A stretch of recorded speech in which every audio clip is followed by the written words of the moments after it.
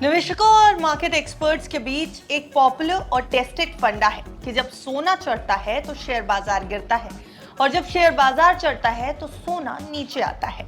यानी कि inverse relationship सोने और शेयर बाजार के बीच। लेकिन अब इस फॉर्मूले पर बड़ा सवाल खड़ा हो गया है। आईसीआईसीआई सिक्योरिटीज की एक ताजा रिपोर्ट ने साफ कहा है कि सोना और शेयर बाजार का ये पुराना रिश्ता अब भरोसेमंद नहीं रहा। यानी अब गोल्ड प्राइस को देखकर शेयर बाजार की दिशा तय करना रिस्की हो सकता है। कैसे, वो आज सोने चांदी की इस रिपोर्ट में समझने की कोशिश करेंगे। नमस्कार, आप देख रहे हैं बिस्तर। मैं हूं आपके साथ अरुणिमा द्विवेदी। सोने चांदी के इस एपिसोड में आप सबका बहुत स्वागत है। सोने और इक्विटी मार्केट के इनवर्स रिलेशनशिप का पैटर्न बदला है, लेकिन वो समझने से पहले एक नजर आज यानी कि 17 सितंबर के सोने के भाव पर भी डाल लीजिए। 18 सितंबर की अगर बात की जाए तो यूएस फेड के रेट कट के फैसले के कारण सोना तेजी से टूटा था, लेकिन 19 सितंबर को सोने के भाव में एक बार फिर तेजी आती दिखी। 24 और 22 कैरेट सोने का भाव 150 रुपए तक महंगा हुआ। 22 कैरेट सोने का भाव 1,02,200 रुपए और 24 कैरेट का भाव 1,11,100 रुपए प्रति 10 ग्राम के ऊपर कारोबार करता नजर आया। अब सोने को लेकर आई आईसीआईसीआई सिक्योरिटीज की एक रिपोर्ट पर भी नजर डालिए। जैसा कि मैंने कहा, आईसीआईसीआई सिक्योरिटीज ने इनवर्स रिलेशनशिप पे सवाल उठाया। गोल्ड और इक्विटीज का पुराना इनवर्स रिलेशन पहले भी एक बार टूट चुका है सिक्योरिटीज के मुताबिक। 1971 में जब नेक्सॉन शॉक हुआ तब अमेरिका के ब्रेटन वुड सिस्टम को खत्म कर दिया गया और सोने को डॉलर से फिक्स रखने का नियम हटा दिया गया। उस वक्त सोने की कीमत $35 प्रति औंस पर अटकी रहती थी, लेकिन जैसे ही ये बंधन टूटा, सोने की कीमतें भागी और अगले 20 साल तक लगातार चढ़ती रही। यानी 1970 से 80 का पूरा दशक रीसेट पीरियड बन गया। इस दौरान गोल्ड और इक्विटीज का रिश्ता एकदम उलझ सा गया था। कभी दोनों एक साथ ऊपर गए, कभी दोनों एक साथ नीचे आए।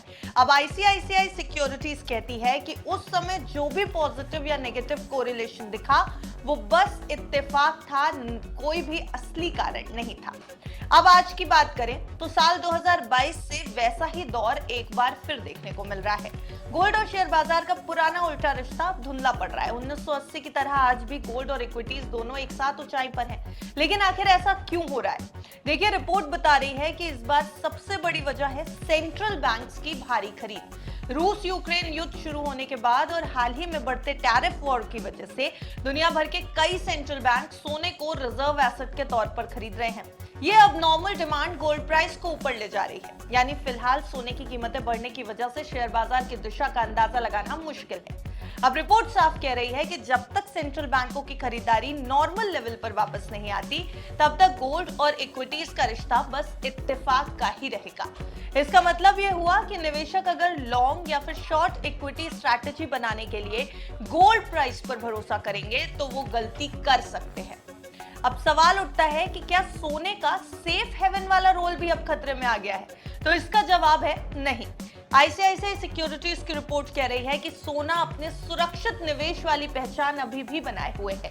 संकट के समय में लोग सोने पर ही भरोसा करते रहेंगे, लेकिन ये जरूरी नहीं है कि हर स्थिति में सोना हमेशा मार्केट रिस्क से निवेशकों को बचा ले। अब मान लीजिए कि आने वाले वक्त में दुनिया की इकोनॉमी सुधरती है और ब्याज दरें गिरने लगती है, तब equity market risk on mode में आ सकता है। यानी निवेशक शेयरों में पैसा झोंकेंगे, लेकिन उसी वक्त गोल्ड भी चढ़ सकता है क्योंकि सेंट्रल बैंक लगातार खरीद जारी रखेंगे।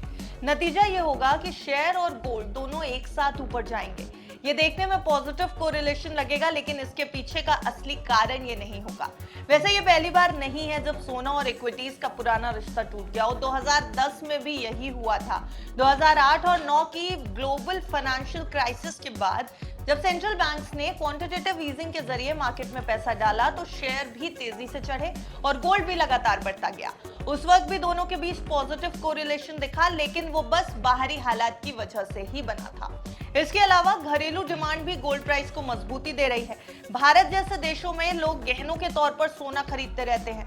भले ही लोग अब म्यूचुअल फंड्स और शेयरों में भी ज्यादा निवेश कर रहे हों, लेकिन गोल्ड का ट्रेडिशनल कंजम्पशन यानी कि ज्वेलरी की खरीदारी जैसे कंजम्पशन में गिरावट नहीं आई है। यह स्थिर डिमांड की कीमतों को सहारा देती रहती है। अब आईसीआईसीआई सिक्योरिटीज की इस रिपोर्ट से साफ है कि अभी गोल्ड को इक्विटीज का इंडिकेटर मानना गलत होगा। जब तक गोल्ड प्राइस रीसेट पूरा नहीं हो जाता और सेंट्रल बैंक्स की खरीद नॉर्मल नहीं हो जाती, तब तक सोना और शेयरों का रिश्ता भरोसेमंद नहीं रहेगा। लेकिन एक बात पक्की है, सोना अपने सेफ हेवन वाली पहचान हमेशा बनाए रखेगा। बस फिलहाल निवेशकों को यह समझना होगा कि गोल्ड और इक्विटी दोनों का रास्ता साथ भी चल सकता है। तो अगर आप सिर्फ इस सोच के आधार पर निवेश कर रहे हैं कि जब सोना चढ़ेगा तो शेयर्स गिर जाएंगे या जब शेयर बाजार चढ़ जाएगा तो सोने में गिरावट आएगी, तो जरा सावधान हो जाइए। वक्त बदल चुका है और गोल्ड और इक्विटीज का पुराना समीकरण अब वैसा नहीं रहा, और ये बात साफ तौर पर आईसीआईसीआई सिक्योरिटीज की रिपोर्ट में एक्सप्लेन की गई है। हालांकि ये पूरी रिपोर्ट जो हमने आपके सामने रखी वो आईसीआईसीआई सिक्योरिटीज ने अपनी तरफ से दी थी एक एक्सप्लेनेशन के साथ, और इस वीडियो में जो भी जानकारी आपको दी गई है वो महज आपकी जानकारी के लिए है। किसी भी एसेट क्लास में निवेश से पहले अपने फाइनेंशियल एडवाइजर की राय जरूर ले लें। आपको हमारे सोना चांदी का ये एपिसोड कैसा लगा कमेंट बॉक्स में जरूर बताएं और देखते रहें विस्तार।